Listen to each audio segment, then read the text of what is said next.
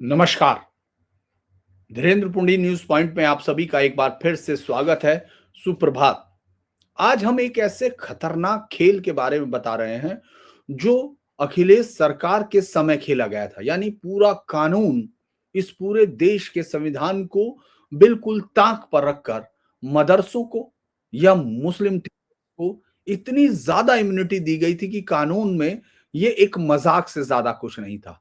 ये तो अच्छा हो कि ये कानून पास नहीं हुआ था उस वक्त की सजगता के चलते, क्योंकि उस समय यहाँ राज्यपाल राम नाईक इस बिल को देखकर चौंक गए थे। वो ही नहीं, तमाम लोग। लेकिन इतिहास में देखिए किस तरह से मुस्लिम वोटों के लिए समर्पण की अलग अलग कहानियों में मुझे लगता है ये सबसे खतरनाक कहानियों में से एक होगी जिसको हम समझना चाहते हैं और जिसको योगी आदित्यनाथ ने अब पूरी तरह खत्म कर दिया। यानी एक ऐसा खेल जिसको अखिलेश सरकार ने इसलिए शुरू किया था ताकि कानून जाए भाड़ में। ऐसे किसी कानून की जरूरत नहीं, लेकिन मुसलमान वोटों के लिए मदरसा के टीचर्स को एक ऐसी इम्यूनिटी दो जो कानून में संभव ही नहीं थी। यानी कोई भी उनको पकड़ नहीं सकता था। जुर्म करते तो पहले पुलिस को जुर्म करने के बाद कितनी सारी रास्तों से गुजर कर उस तक पहुंचना था। ये सारी इम्यूनिटी अखिलेश सरकार ने तैयार की थी बचाने के लिए। याद रखना उस वक्त कौन मुख्यमंत्री मंत्री जो अल्पसंख्यक कल्याण का था, वो आजम खान था।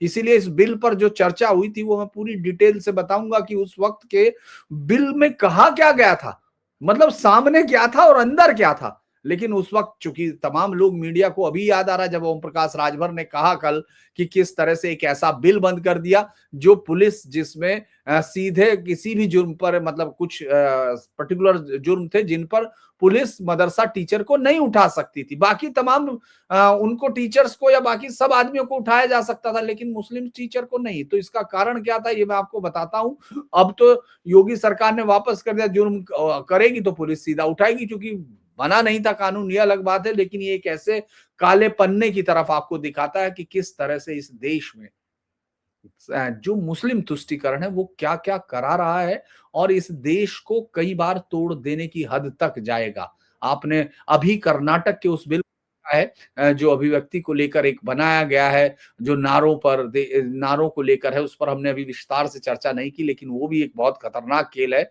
लेकिन फिलहाल तो दरअसल योगी सरकार ने जो मदरसा टीचरों को बचाने का अखिलेश सरकार ने एक विधेयक पास कराया था विधानसभाओं से, विधान परिषद से, दोनों से, और भेज दिया गया था। मैं उस पर डिटेल में बताऊंगा कि क्यों पास नहीं हो पाया था, लेकिन उसको अब वापस ले लिया। यानी मदरसे का कोई टीचर कर्मचारी अब कोई गलती करता है, मतलब अपराध इस तरह का, तो उसके खिलाफ पुलिस एक्शन लेगी।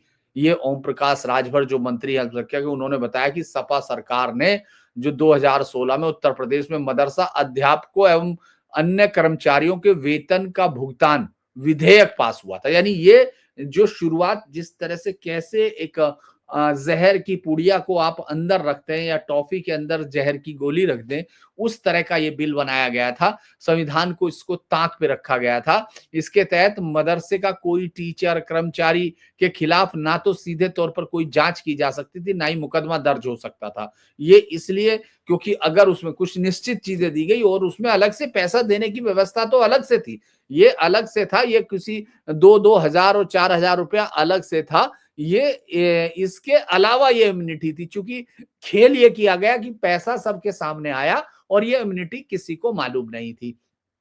अब इसके बारे में पहले बता देते हैं कि हुआ क्या था। तत्कालीन जब ये बिल हो गया कि ये बिल पास हो गया विधेयक, और जब ये तत्कालीन राज्यपाल जो राम नाईक थे उन पर ये है, तो उन्होंने पढ़ा और तमाम चीजें जब देखी तो उन्होंने कहा कि इस पर आपत्ति लगाई गई कि यार ये तो बहुत ही खतरनाक बिल है जो कानून को एक धर्म के नीचे लाकर उसके धर्म के कुछ टीचर्स को इस तरह इतनी छूट दे दे कि कानून जो संभव ही नहीं हो सकता। तो उन्होंने इस पर आपत्ति लगा दी और कहा कि ये विधेयक संविधान के दायरे में नहीं आता और राष्ट्रपति के पास भेज दिया गया। उस समय तो सरकार चूंकि राष्ट्रपति के पास था, उसके बाद इसको वापस भेजा गया। चूंकि सरकार सपा की थी 2016 में, लेकिन 17 में तो योगी सरकार आ गई थी। तो उसके बाद जब राष्ट्रपति ने इस बिल को लौटा दिया गया और इस बिल की कमियों को जब केंद्र सरकार ने चेक किया तो उन्होंने कहा भाई कि आप इस पर नया बिल लाइए, यही कहा जाता है, जो संविधान के दायरे में हो।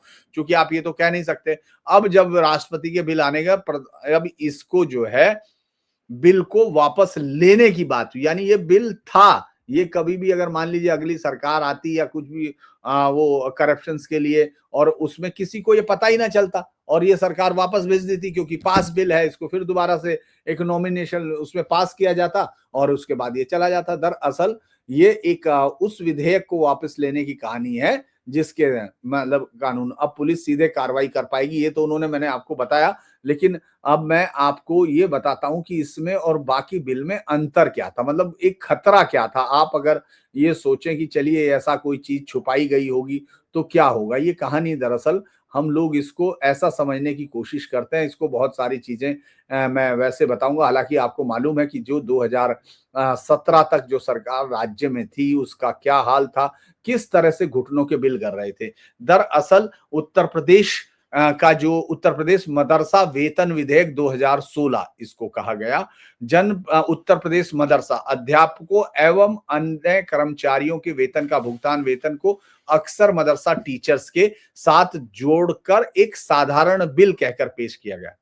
अगर कोई इसको कानूनी चश्मे से देखता और इसको अंदर तक नहीं जाता, जैसे कहते हैं कि डेविल इज इन डिटेल्स, तो जब तक कोई इसकी डिटेल्स में नहीं जाता, ये बहुत एक सादा सा बेचारे मदरसे के टीचर्स को उनको एक वेतन देने के लिए ताकि उनके वेतन ना रुके, उनके घर चलते रहे, उनकी परेशानी ना हो, इस तरह का दिखाई देता है। आजम खान उस समय भाई उन्हीं का बिल है, उन्हीं के बेबी है, उन्हीं के समय ये फैसले हो रहे थे तो वापस नहीं। लेकिन जैसे ही आप कानूनी चश्मे में देखते तो लगता कि ये वेतन भुगतान का बिल नहीं है, ये वेतन भुगतान के माध्यम से मदरसा और मुसलमान टीचर्स को एक ऐसी इम्यूनिटी दी जा रही जो हिंदुस्तान के कानूनी ढांचे से सीधा टकराती है। ये जो है विधेयक का उद्देश्य क्या बताया गया था, उसमें कौन से प्रावधान थे और क्या ऐसी कानूनी सुरक्षा किसी दूसरे धर्म या शैक्षणिक संस्था को दी गई थी, क्या इसको देखते हैं। अखिलेश सरकार के समय में 2016 में विधानसभा से पास हुआ, इसकी कानूनी स्थिति ये थी, विधानसभा से पास हुआ लेकिन राष्ट्रपति की स्वीकृति नहीं मिली, इसलिए ये कानून एक्ट नहीं बन पाया था। अगर ये विधेयक को राष्ट्रपति की मंजूरी नहीं होती तो उसका इरादा नहीं होता, लागू तो नहीं होता, लेकिन उसका इरादा यानी लेजिस्लेटिव इंटेंट पूरी तरह क्लियर होती है कि सरकार कहना क्या चाह रही, क्योंकि पूरी क्लियर थी। सरकार का उद्देश्य क्या था कि मदरसों में काम करने वाले शिक्षकों और कर्मचारियों को, जो सरकार ने उस समय दावा किया था, चूंकि विधानसभा में बहस हुई और उससे पहले सरकार ने इसको, चूंकि वोट लेने हैं तो आपको ये बताना पड़ेगा ना हम आपके लिए क्या कर रहे हैं, तो उन्होंने कहा कि मदरसे में काम करने वाले शिक्षकों और कर्मचारियों को नियमित वेतन नहीं मिल रहा है। मदरसा शिक्षा को आधुनिक बनाने के लिए योग्य शिक्षकों को प्रोत्साहन देना जरूरी है। केंद्र सरकार की मदरसा आधुनिकीकरण योजना के तहत आधुनिक विषय कौन कौन से हिंदी, अंग्रेजी, गणित, विज्ञान पढ़ाने वाले शिक्षकों को मानदेय देना है। ये कागज पर अगर आप इसको देखते हैं तो पूरी तरह वैध लगेगा, सामान्य लगेगा। किसी भी शिक्षक को वेतन समय पे मिलना चाहिए, ये तो कोई, इस पर तो कोई विवाद ही नहीं है। अब हालांकि बहुत सारे लोगों ने अभी ये भी कहना शुरू कर दिया, आपने देखा होगा कि साहब पैगंबर ने तो ये कहा कि मजदूर की मजदूरी उसके पसीना सूखने से पहले मिल जानी चाहिए, और ये सब चीजें भाई मुसलमानों के लिए कही गई हैं। कोई उसमें किसी हिंदू या किसी गैर मुसलमान का पैगंबर की किसी भी उसमें कोई किसी के प्रति दया का भाव नहीं है। अगर आप उनकी हदीस और वो पढ़ लेंगे और अगर आप कहेंगे दया का भाव है तो आप अपने गले पे चाकू रखवाना चाहिए, क्योंकि आप उनकी उसमें एक गलत बात डाल रहे हैं। असली कानून, चलिए अब आते हैं असली कानून कहाँ से शुरू होता है और विधायक है। अब हम सिर्फ उसी हिस्से पर जाएंगे। विधेयक में जो वेतन से जुड़ी हुई धाराएं थी वो क्या कहती थी, मदरसा बोर्ड के अधीन मान्यता प्राप्त मदरसों के अध्यापकों और अन्य कर्मचारियों को राज्य सरकार के फंड से वेतन और मानदेय दिया जाएगा। यह वेतन मदरसा बोर्ड की अनुशंसा पर राज्य सरकार द्वारा दिया जाना था। यह हिस्सा अपने आप में जैसे तमाम जो सरकार की अनुदानित संकाय उन जैसा दिखता है। लेकिन अब इसमें आगे चलते हैं। ये विधेयक सभी कानून से कहां अलग होता है, जांच और अभियोजन से सुरक्षा देने में। विधेयक में ऐसा प्रावधान था जिस पे राज्यपाल और केंद्र दोनों ने आपत्ति जताई। वो क्या थी कि किसी भी मदरसा शिक्षक या कर्मचारी के विरुद्ध किसी भी प्रकार की जांच, अभियोजन या कानूनी कार्रवाई राज्य सरकार की पूर्व अनुमति के बिना नहीं की जा सकेगी। इसका सीधा मतलब ये था कि पुलिस अपने स्तर पर एफआईआर दर्ज नहीं कर सकती, जांच एजेंसियां अपने आप से संज्ञान नहीं ले सकती, अदालत में मुकदमा चलाने से पहले सरकार के अनुमति लेनी जरूरी है। ये सर्विस प्रोटेक्शन नहीं बल्कि क्रिमिनल लॉ के खिलाफ शील्ड बनाई जो राज्य सरकार ने दी थी। ये प्रावधान सामान्य क्यों नहीं, क्योंकि भारत सरकार के किसी भी कर्मचारी को केवल सीमित सुरक्षा मिलती है, जैसे ड्यूटी के दौरान लिए गए प्रशासनिक निर्णयों पर, लेकिन आपराधिक मामलों में नहीं। उदाहरण के लिए रिश्वत लेना, फर्जी डिग्री, यौन अपराध, वित्तीय घोटाले, इन मामले में किसी भी सरकारी कर्मचारी, शिक्षक पर सीधे एफआईआर दर्ज हो सकती है। मगर इस तरह के मामलों में भी मदरसा स्टाफ को पहले से कानूनी ढाल दी जा रही थी। सबसे पहली बात ये देखी गई कि क्या ये दूसरे धर्मों को मालूम है? यहाँ यही विधेयक ये संवैधानिक मामले में फंस गया। संस्कृत विद्यालय और वेद पाठशाला है जो उत्तर प्रदेश में संस्कृत विद्यालय बोर्ड है, गुरुकुल और वेद पाठशालाओं को अनुदान मिलता है, लेकिन उनके शिक्षकों को किसी प्रकार की जांच से छूट नहीं। फर्जी नियुक्ति पर सीधे केस, घोटाले पर सीधे कार्रवाई। ईसाई मिशनरियां भी आपके यहाँ कई सरकारी स्कूल सहायता लेते हैं, लेकिन पॉक्सो, फाइनेंशियल फ्रॉड, फर्जी प्रमाण, इनमें किसी भी इन सब मामलों में कोई पूर्व अनुमति नहीं चाहिए। इसी तरह आपके यहाँ शिक्षण संस्थाएं सिखों की भी है, उनमें भी शिक्षक कानून से ऊपर नहीं, एफआईआर और जांच सीधे होती है। तो उत्तर प्रदेश में किसी भी धर्म या अन्य शैक्षणिक प्रणाली को ऐसी आपराधिक इम्यूनिटी नहीं दी गई थी। ये सिर्फ मदरसों के लिए प्रस्तावित था। अगर आप इसको कानून से देखते हैं जिसमें ये टकराता है, ये कहा जाता है, क्योंकि अगर ये पास भी कर लेते तो ये कोर्ट में जाता है, लेकिन क्या कहता है कि आर्टिकल 14 कहता है कि कानून के तहत सब समानता है। राज्य किसी भी व्यक्ति को कानून के समक्ष, विधि के समक्ष समानता का सिद्धांत जिसको कहते हैं, वंचित नहीं। जब एक शिक्षक पर एफआईआर हो सकती है, दूसरे पर क्यों नहीं होगी? तो धर्म के। तो राष्ट्रपति ने इस विधेयक को असंवैधानिक बताया, राष्ट्रपति को भेज दिया। उनकी आपत्ति का मूल एक कारण था कि एक वर्ग को विशेष सुरक्षा संविधान के उससे सीधा टकराती है। चूंकि ये राष्ट्रपति सीधा विधेयक उनके पास पहुंचा, राष्ट्रपति प्रणब मुखर्जी, राष्ट्रपति ने मंजूरी क्यों नहीं दी? राष्ट्रपति द्वारा विधेयक लौटाने के पीछे सीधे कारण थे, चूंकि उन्होंने भी माफ कीजिएगा, उन्होंने कहा कि आर्टिकल 14 का वायलेशन है, क्रिमिनल लॉ में राज्य सरकार का अनुचित हस्तक्षेप है, धर्म आधारित विशेषाधिकार है, और चूंकि ये जब राष्ट्रपति ने उसको अनुमति नहीं दी तो वो विधेयक लागू नहीं हुआ, कानूनी रूप से ये मृत्यु हुआ। लेकिन ये वहां बना रहा। अगर ये कानून बनता तो ये अलग बात है। योगी सरकार ने क्या किया? 2017 में आने के बाद योगी सरकार के बाद दो विकल्प थे, या तो विवादास्पद धाराएं हटा के नया बिल दें या पुराने बिल को पूरी तरह खत्म कर दें। सरकार ने दूसरा रास्ता चुना। अब 2025 में कैबिनेट बैठक में इस विधेयक को आधिकारिक तौर पर वापस ले लिया। मतलब अब मदरसा शिक्षक भी अन्य नागरिकों की तरह सामान कानून के अधीन रहेंगे। अब चूंकि ये बहस आपको मालूम है कल सुबह कैसे हो जाने वाली है, इस बहस को मदरसा विरोध और तमाम चीजों पर मुस्लिम विरोध बनाकर पेश किया जाएगा, क्योंकि सवाल शिक्षा का तो है नहीं, सवाल तो कानून से ऊपर रखे जाने का है।